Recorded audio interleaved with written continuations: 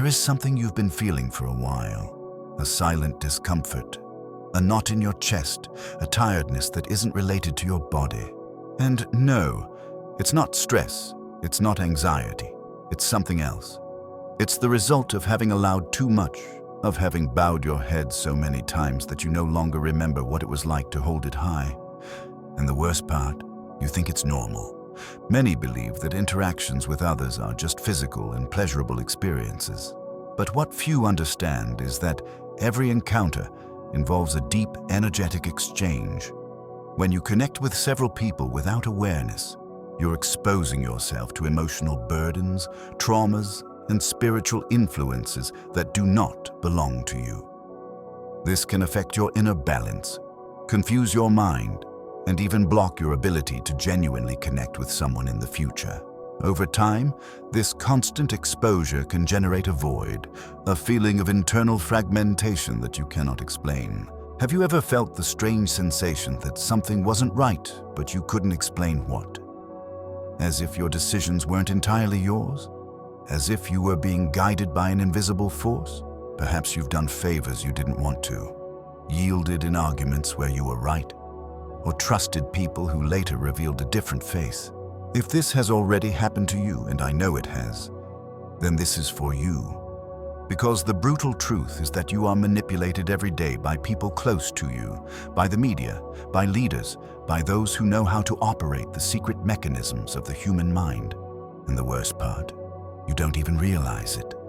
You don't need hypnosis or cinematic mind control. The most effective manipulation is the one that makes you think you are in control, that the decision was yours, that the mistake was yours. Most people live this way, being silently guided like pieces in a board game they don't even know they are part of. And when they try to react, they feel guilt, fear, doubt. They have been emotionally trained not to resist. And if you think that doesn't happen to you, stop right now, because that's exactly what a good manipulator wants you to think.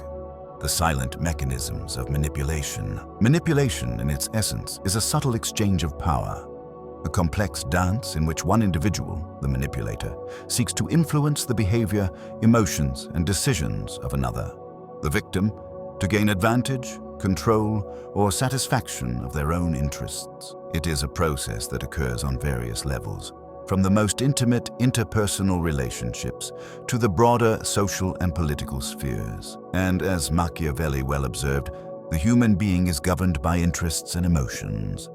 Those who understand these mechanisms have the power to shape reality, often without the victim realizing the process. The manipulator, contrary to what many imagine, does not need shouts, threats, or violence. The most effective manipulation is that which operates in silence, which infiltrates the emotional breaches, which explores the vulnerabilities, and which takes advantage of the needs of the victim. It is a process that begins even before the first word, in the analysis of body language, in the tone of voice, in the pauses, and in the subtext of the communication. It is an art that requires sharp observation, a deep understanding of human psychology, and an innate ability to read the emotions and desires of others. The energy drain you don't notice. Energy is a vital resource. When we become targets of manipulation, that energy is drained, subtly but constantly. The manipulator feeds on our vitality, exploring our emotional weaknesses, and making us spend resources for their benefit. This drain manifests in various ways: chronic fatigue, irritability, difficulty concentrating, loss of enthusiasm, feelings of guilt, insecurity, and even physical health problems. The victim, without realizing it, begins to feel that they are always in debt, that they need to prove their worth, that they need to satisfy the manipulator's needs. Autonomy is lost, freedom is stifled, and self-esteem is undermined. There are different types of manipulators, each with their strategies and tactics. Some use charm, seduction, and flattery to create an emotional bond and thus obtain what they desire. Others prefer guilt, emotional blackmail, and victimization to control the victim's actions. There are still those who resort to fear, threat, and intimidation to impose their will. What they all have in common is the ability to identify the victim's vulnerabilities and exploit them for their own benefit. The 7 behaviors that destroy from within. Carl Jung saw it before anyone else. He dedicated his life to diving into the depths of the human psyche, and what he found was terrifying. Most of our suffering doesn't come from great traumas, but from what we allow in the everyday, from the small poisons, from the gestures we overlook, from the attitudes we normalize, from the boundaries we don't defend. Jung understood that what you don't confront stays inside, and what stays inside rots you. These 7 behaviors don't come with a label. They don't scream. They don't present themselves as monsters. They disguise themselves as love, as friendship, as concern, as humor. And if you're not paying attention, you accept them. And when you accept them once, they repeat. And every repetition kills something in you. 1. Covert emotional manipulation. It doesn't arrive shouting.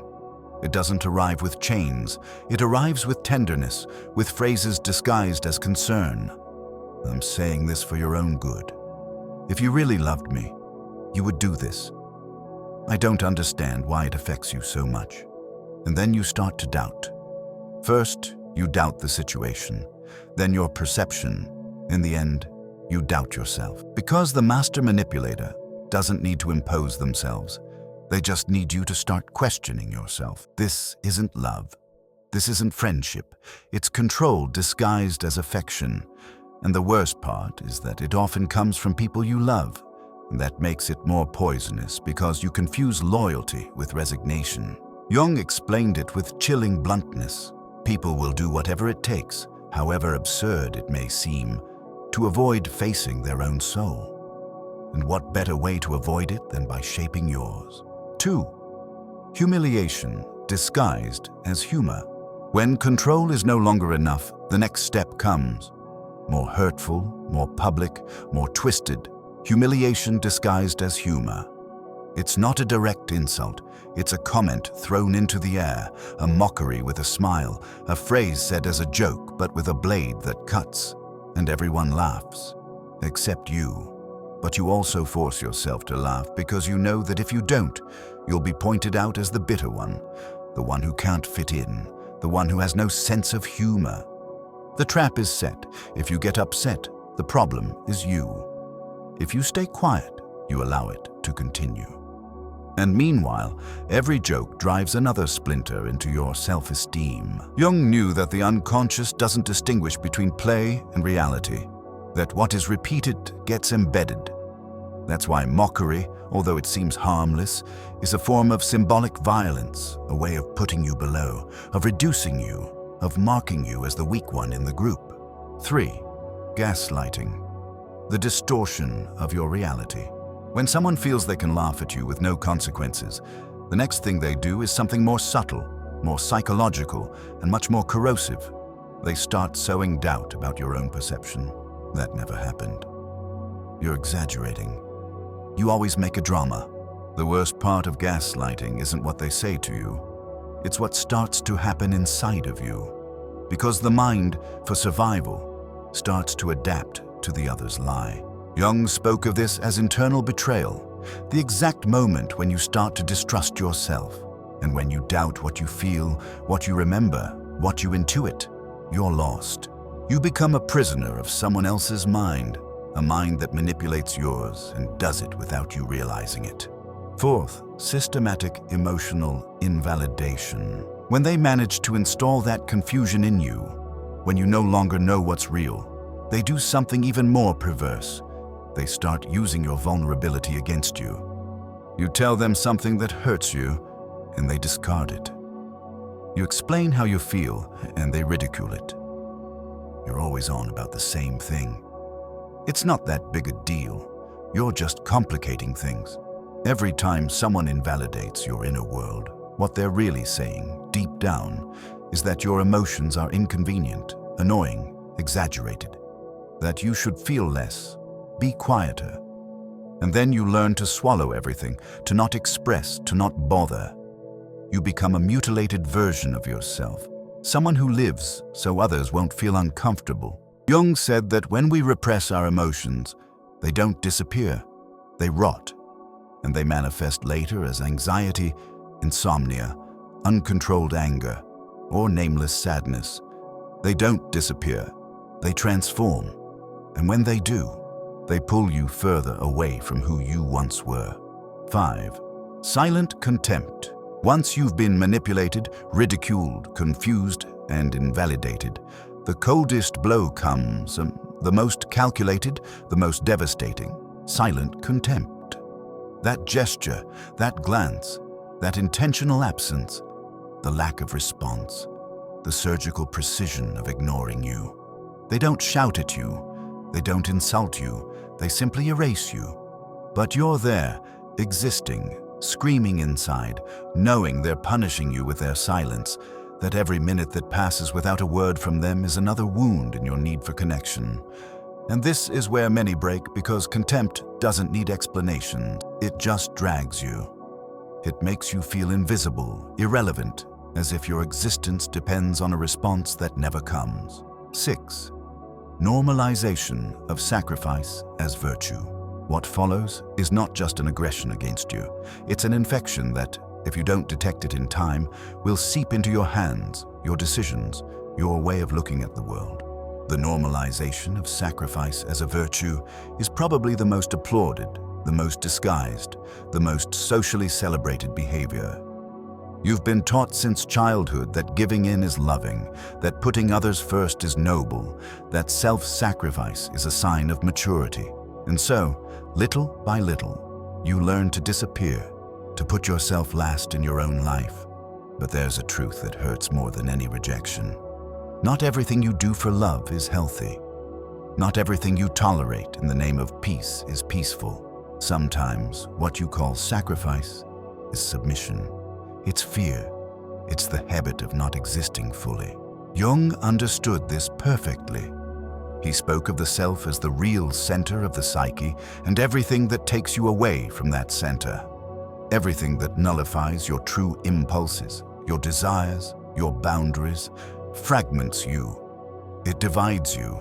It turns you into a distorted reflection of what you once were. 7. Acceptance of contempt as the price for belonging. This is the end of the road, the deepest hole. It's when, after so much manipulation, humiliation, confusion, invalidation, silence, and self-abandonment, you decide that belonging at any cost is better than being alone with your truth. And you resign yourself. You accept crumbs. You tolerate systematic rejection. You justify the unjustifiable. And the most tragic part, you convince yourself that you are the problem, that you deserve this treatment, that you can't aspire to more. Jung described this state as a psychic death, an absolute disconnection from the self. The moment when the person no longer struggles, no longer asks, no longer feels. They just survive. They adapt to mistreatment because they believe there's nothing outside of that contempt is the cost of not being alone, that being ignored is better than not being seen at all. But it's not.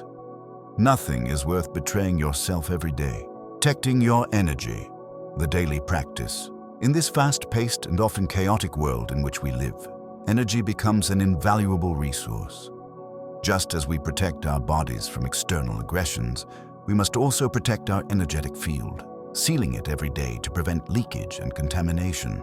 Energetic sealing is an ancestral practice, a powerful tool to protect our vital energy and to maintain balance and harmony in our life.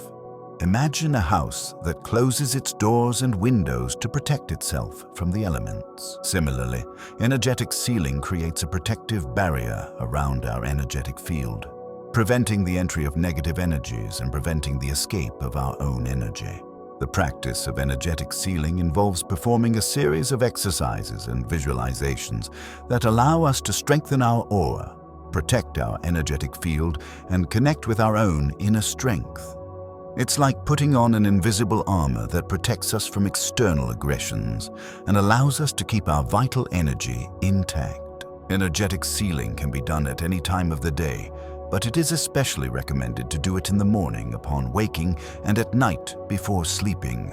In the morning, we prepare to face the day with energy and protection.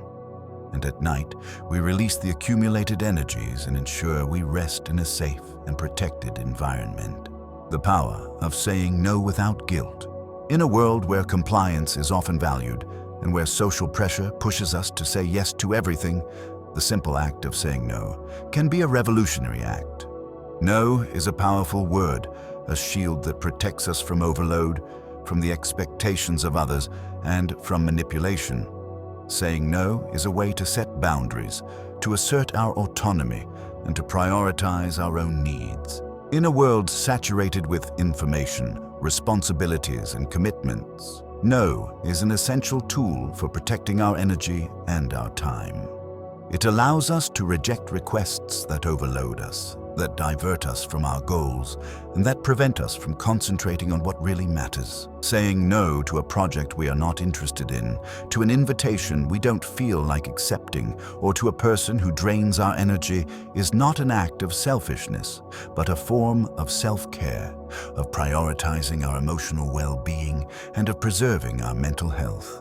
The power of no lies in its ability to liberate our energy, to protect our time, and to strengthen our self-esteem. By learning to say no, we become more aware of our own needs, more capable of setting healthy boundaries, and more resistant to manipulation. The art of presence, imposing limits without a word. In the subtle art of energy, mere presence can be a powerful tool for setting boundaries without the need to utter a single word. This ability to impose limits through our energy, our posture, and our attitude is a quality that radiates strength, security, and respect. Imagine a lighthouse in the middle of the storm. Its light guides sailors, its presence commands respect, and its firmness inspires confidence. Similarly, our presence can act as a lighthouse, transmitting an energy that protects our limits, that dissuades others from overstepping them, and that allows us to maintain our integrity and our inner peace. To achieve this, it is essential to cultivate self-awareness, self-esteem, and self-confidence. We must be aware of our own energy, how we project it, and how others perceive it.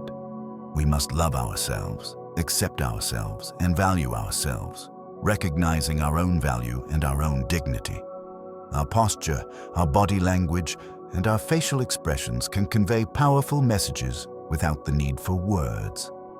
An upright posture with shoulders relaxed and with a direct gaze, a sincere smile, and a firm but kind attitude can communicate our limits clearly and effectively. Reconnect with your forgotten inner strength.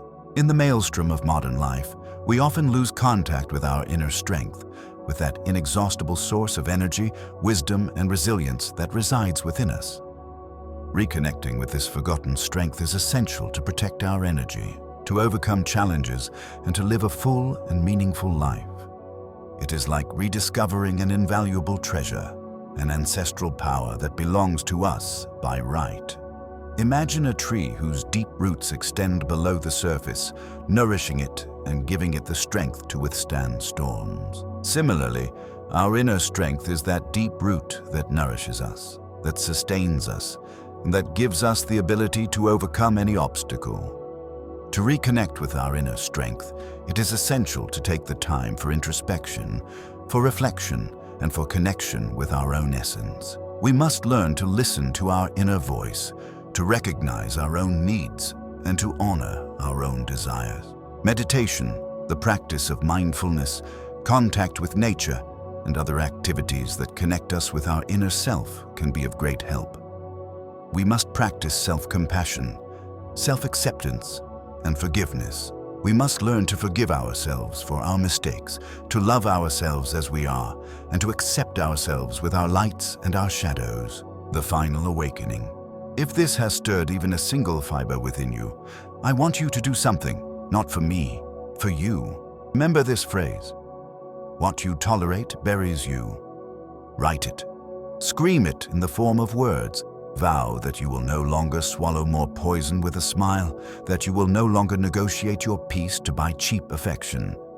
Because remember, the one who wakes up never sleeps again, till the next shadow or until you decide to face it. Fade out.